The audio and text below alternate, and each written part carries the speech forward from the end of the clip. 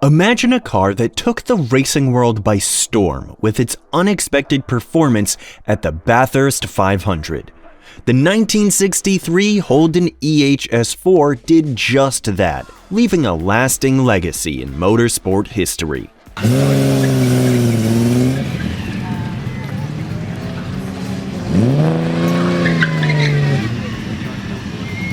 Let's delve into the details behind its racing success and why it still holds a special place in collectors' hearts today. The story behind Holden's EH S4. The EH series was an important step forward for General Motors Holden. Introduced in August 1963 to replace the EJ series, the EH was one of the most successful and fastest-selling Holdens ever, with a total of 256,959 built in a little less than 2 years.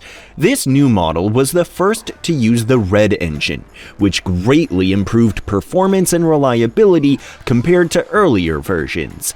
Among the EH variants, the S4 was created with a specific goal: to compete in motorsport, particularly in the 1963 Armstrong 500 at Mount Panorama, Bathurst.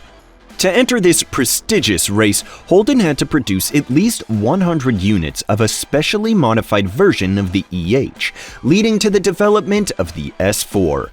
The creation of the S4 was driven by Holden's desire to establish itself as a leader in Australian motorsport. Engineers and designers focused on boosting the car's performance to handle the tough demands of endurance racing. This involved not only improving the engine, but also making several other changes to ensure the car could survive the challenging conditions on the racetrack.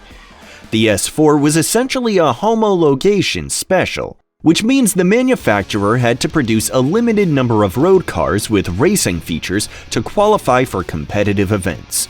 Although the EH S4 had a fairly simple appearance, it quickly earned a reputation for its strong performance on the track. It faced strong competition but managed to perform well, paving the way for Holden's future success in motorsport. The S4 showed how Holden could compete at a high level and set the stage for further achievements in racing. Before we move on to the Bathurst 500 details, I'd like to ask you a small favor. If you like this content, please take a second to like this video and subscribe to the channel. Over 98% of you watch the videos without subscribing. Imagine what we could accomplish if everyone subscribed. It costs you nothing, but it makes a huge difference to us. So, is it done? Great, thank you so much. Bathurst 500 race. The Bathurst 500, which later became the Bathurst 1000, has always been a stage for legendary Holden cars built with race-winning features. The first of these was a special version of the EH sedan, designed specifically for the inaugural 500-mile race at Mount Panorama in 1963. The EH S4 didn't win the race, but it came in second, only beaten by a Ford Cortina GT, which was the first car to complete the 500-mile distance. Interestingly, at the time, no official recognition was given to the outright winners of the race. Holden's effort to win this first Bathurst race was bold, especially since General Motors had promised a global ban on factory participation in motor racing. If the top executives in Detroit had found out, there would have been serious consequences, but Holden's leaders in Australia thought the risk was worth it. At that time, GM Holden had a huge 50% share of the new car market, but Ford Australia's involvement in motorsports was becoming a big problem. Unlike GM, Ford fully supported racing as a way to fix the reputation of its local Falcon, which had suffered from early durability problems. Ford's victory in the 1962 Armstrong 500, held at Victoria's Phillip Island circuit, really shook things up. A Falcon driven by Harry Firth and Bob Jane not only won, but led a group of Falcons to an impressive 1-2-3-4 finish in their class. Meanwhile, a privately entered Holden EJ came fifth, 7 laps behind. The move of the Armstrong 500 from Phillip Island to Bathurst in 1963 and its first live national broadcast made it even more important for Holden to compete seriously. To race at Bathurst, a manufacturer needed to produce at least 100 examples of the car, a process called homologation. This led to the creation of Holden's first Bathurst homologation special, the EH S4. Equipped with a more powerful 179 cubic inch engine, this car had a significant power boost, though the rest of its mechanics struggled to keep up with the new engine's performance.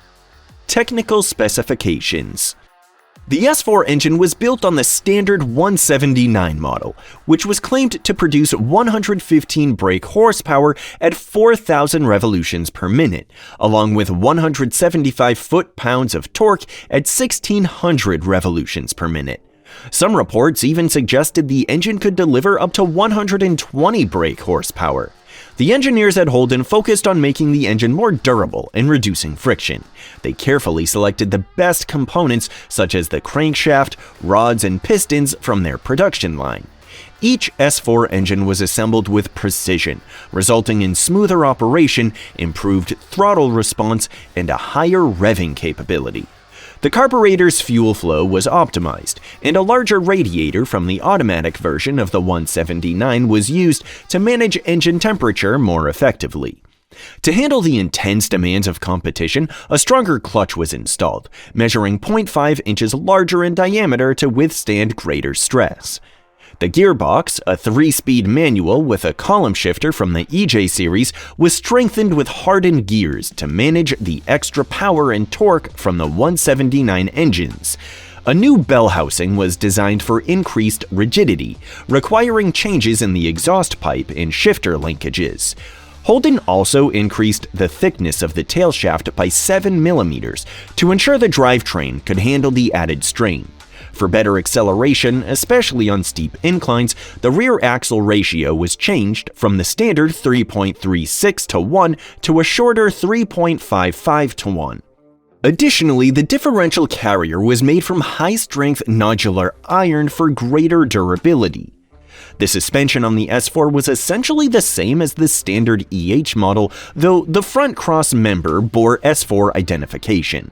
Cars racing at Bathurst were allowed to use Armstrong's latest sports shock absorbers, but even these advanced shocks struggled to control the severe axle tramp, which made handling challenging.